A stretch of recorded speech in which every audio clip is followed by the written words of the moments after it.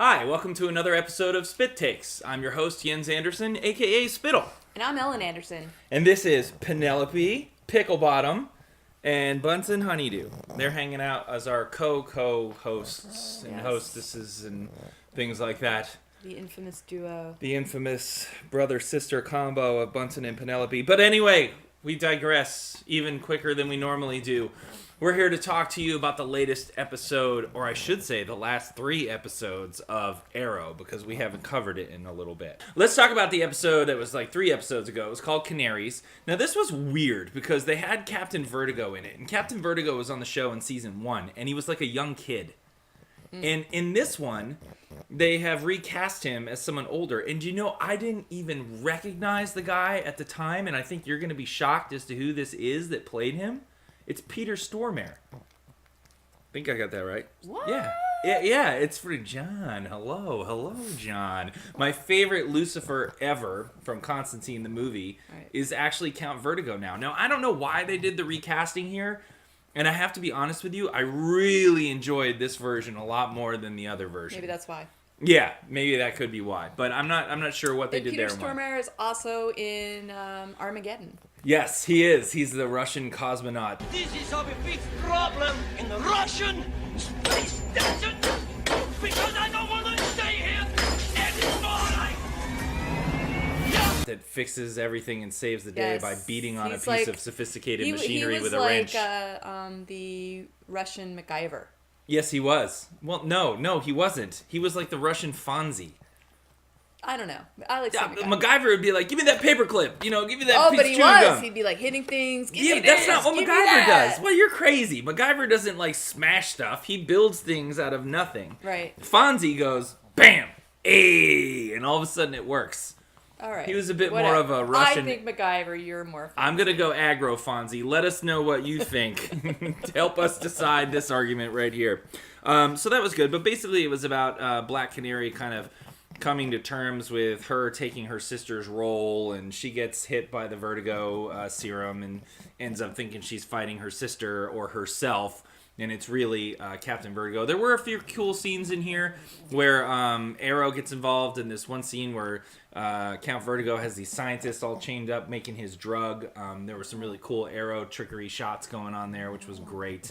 But cool stuff. And the other, I think, surprise here, then we go into The Return.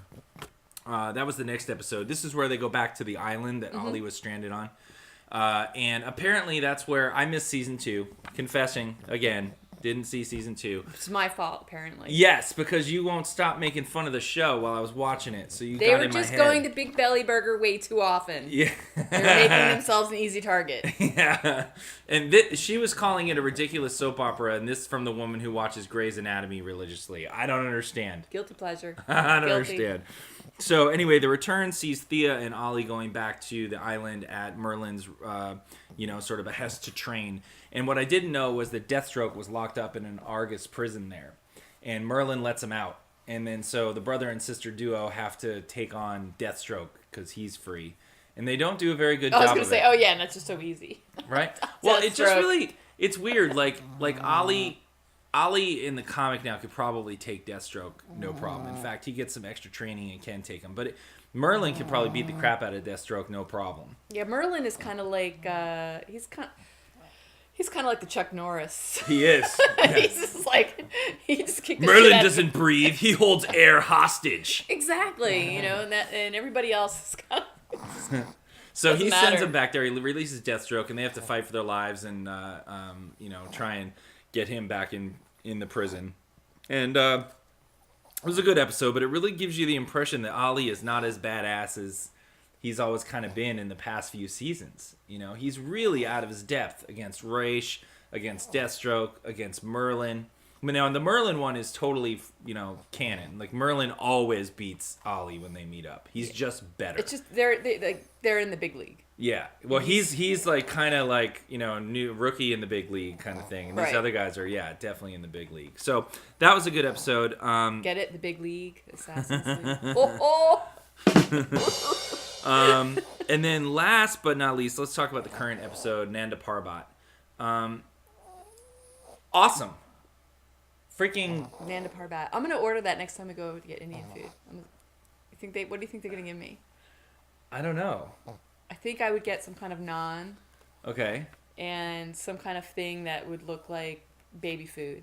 Really? But it would be green, so it was Lazarus pity. It was like Nanda Parbat. yeah. So Anyway, it was that's what it reminds me of.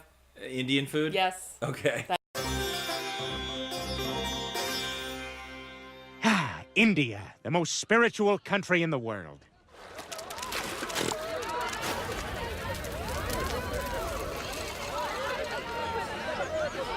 God is not here. Just me. They go to Nanda Parbat. Well, actually, Merlin is set up by Thea. Laurel challenges Merlin to a duel, and they're training up with Merlin is training Ollie and Thea and kicking the crap out of him 2-on-1, and he gets a challenge or set up, to go get ambushed by Black Canary, but then Thea sells out Merlin and tells the League where he is. Right. And he ends up getting captured by the League and taken to Nanda Parbat, where he just begs for his life. Raish is going to totally torture him and kill him. And this is really the first time I've ever seen Merlin fearful. Really? He's just all of a sudden he's just, goes from Chuck Norris to, I'll do whatever you need me to do to prove my loyalty, please. Pretty much. Yeah, and so Raish is having none of it and drags him off to be tortured, and we see later he's all beat up and tortured. And which you totally glazed over Merlin fighting against Laurel. Oh, I did. Laurel gets her ass kicked. Oh my god, it's so bad. I don't think she lands a blow. He's literally practically blindfolded with right? one eye and he's just slapping her. No, it's bad. It's really, really terrible. I mean, Laurel, is not very good to begin with, and then Merlin is just basically Merlin's the cat and she's just a little ball of twine and he's just boom, boom, boom, boom, boom. Yeah. So it's pretty bad. I didn't want you to miss that part. And then Raish's daughter shows up, who was Sarah's lover, Laurel's sister's lover, and lets Laurel go. But she gets captured during Merlin's escape by Ollie.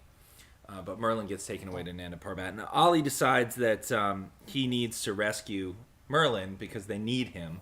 So they need him. This is the weird thing. They need Merlin to train them against Ra's al Ghul.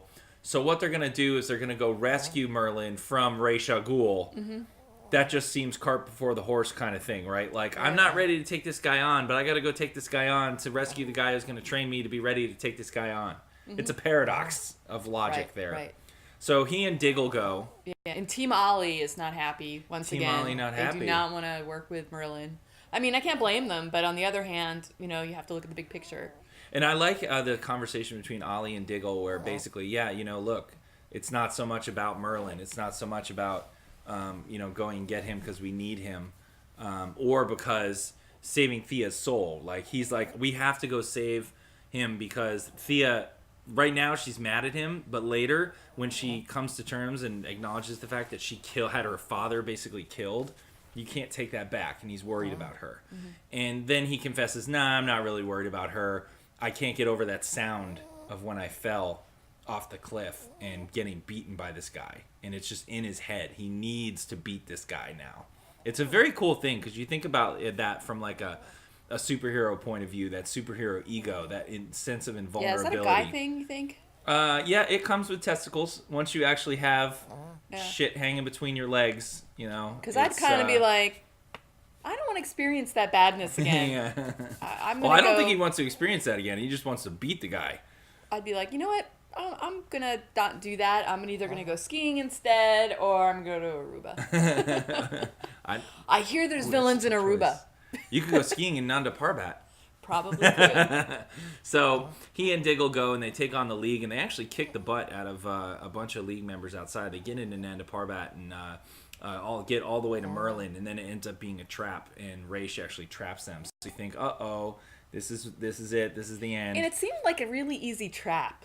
Yeah, for sure. I don't know, it just didn't...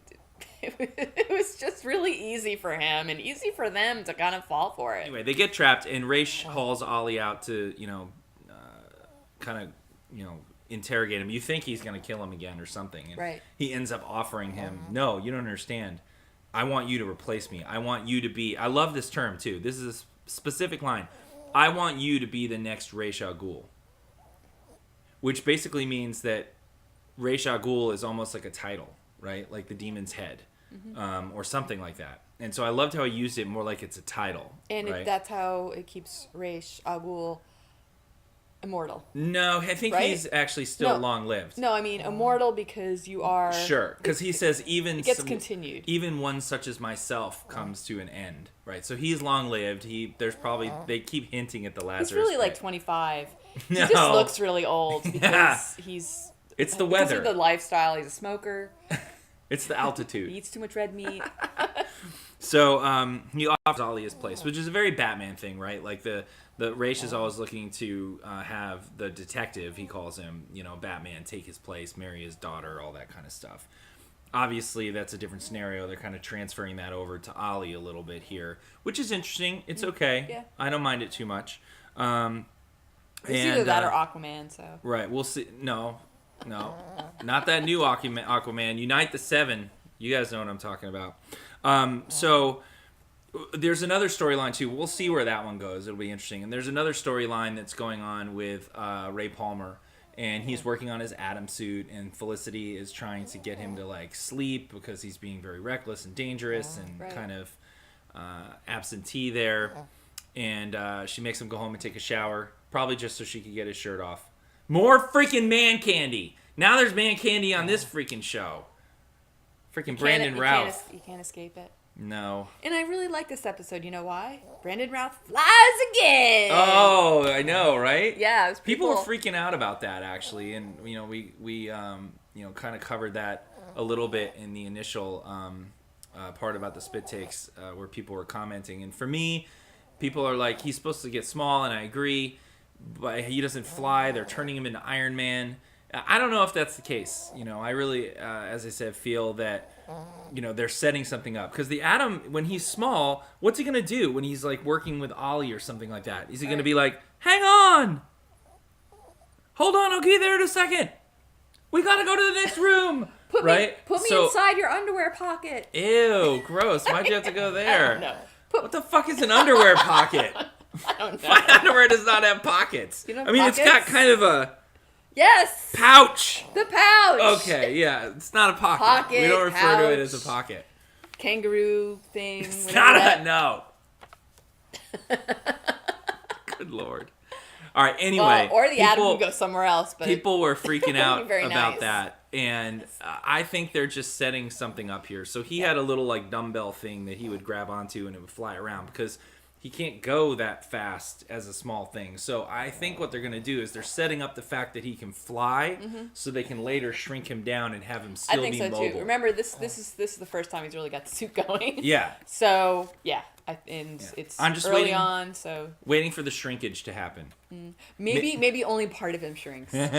Maybe he's flying one day during a test and the rockets give out and he crashes into a cold pool. Oh my God. I'm sorry. I thought this was the baby's room. I'm really sorry.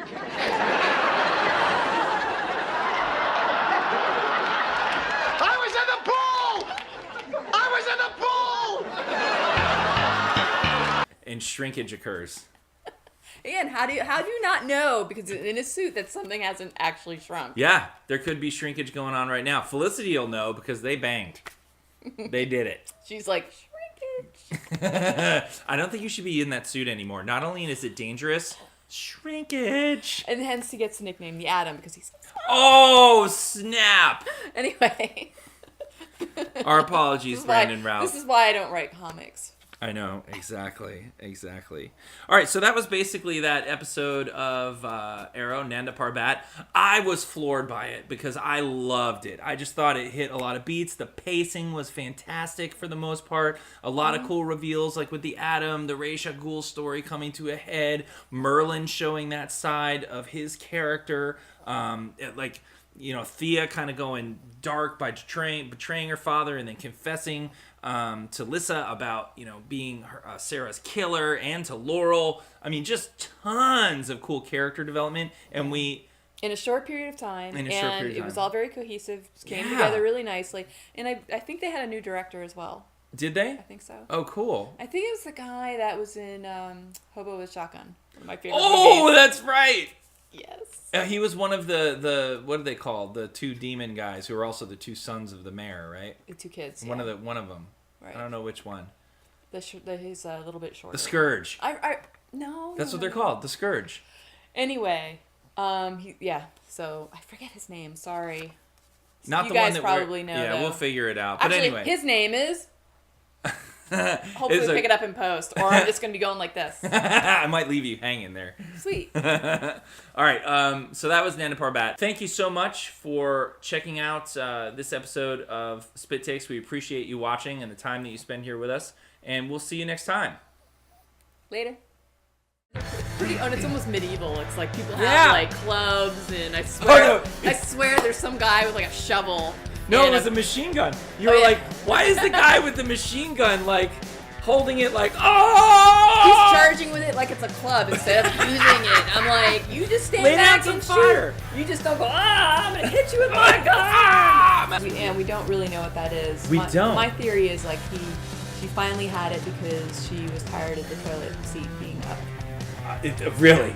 I don't know. What? Toilets are different in Asia, though. They don't even think they have toilets and Yes, seats. they do. No, it's like this, like 3-inch sunken. You just sort of squat over it and let it all You go. wouldn't replace the toilet paper. These are all things that, women divorce their husbands on. So. Okay, I actually think it has to do with their son. So yeah, totally. So it's like that's just got to be a probably almost a death kill right there. Yeah, a death kill as Yeah. opposed to a life kill, or a death life.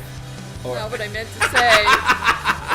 Fail on words. I'm gonna death kill you now. Yeah. I like your take on that because my take is awful. Mine is like Batman meets Downton Abbey.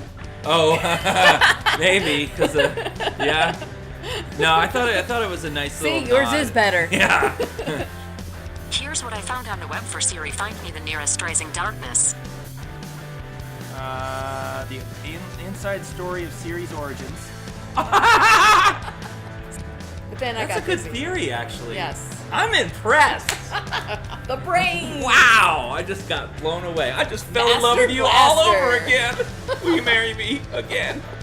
Maybe. Anyway, well, You're a bum. I don't know. oh, I am a bum. I am a. He's practically holding Yeah, his like- head back.